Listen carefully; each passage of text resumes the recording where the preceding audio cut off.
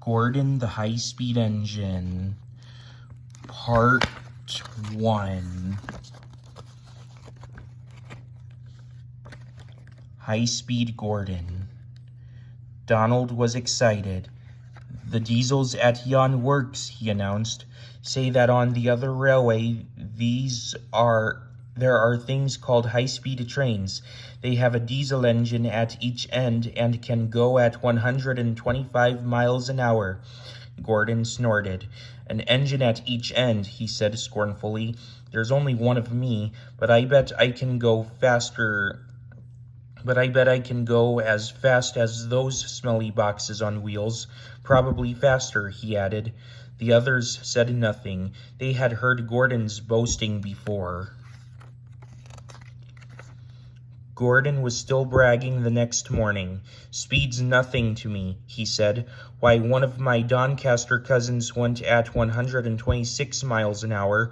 I'll show these diesels a thing or two. Just you wait and see."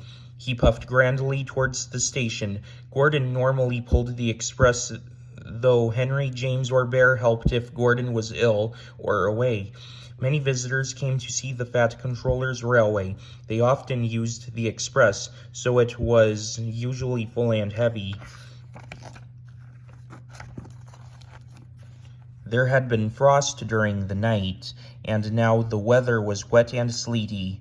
Sleet settled on the rails, making an icy film across their surface. The carriages of the express stood under the cover of the station roof, but when Gordon was coupled to them, his cab and front end had to stand outside. He grew colder and colder as he waited for the guard to blow his whistle and wave his green flag. "Come on," he shivered impatiently. "Let's get started." At last, Gordon heard the whistle. "Come on, come on, come on, come on, come on," he shouted as he tried to pull quickly away, but his wheels slipped on the icy rails. The sudden movement made water in his boiler surge forward, and Gordon's driver could not shut off steam. Gordon moved a yard and slithered to a standstill, held back by the heavy train.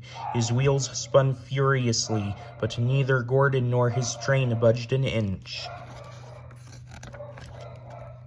"Help, help," wailed Gordon despairingly, but nobody could. His wheels spun until his rods ached, but he could do nothing to stop them. His driver tried every trick he knew. An inspector came and tried some more, but it was no good. The Fat Controller came to see what the fuss was about. He said several things to Gordon, but Gordon was making so much noise that he couldn't hear them. Sparks showered from the rails, but Gordon's wheels went on spinning. It was a quarter of an hour before Gordon had used up all his steam. Reduced pressure allowed the driver to close the regulator, and with a deep sigh of relief, Gordon felt his wheels stop turning. The silence was amazing. Donald came to take Gordon to the shed, and Henry came to pull the express. When the train had gone, workmen had to replace the rails where Gordon had been standing, because his spinning wheels had worn deep grooves in them. The shed was empty. Donald tactfully remembered another job and left Gordon on his own. But that night, Gordon heard a whisper from close by. "Did you hear?" it hissed. "How Gordon went for a spin today." There was a quiet chuckle.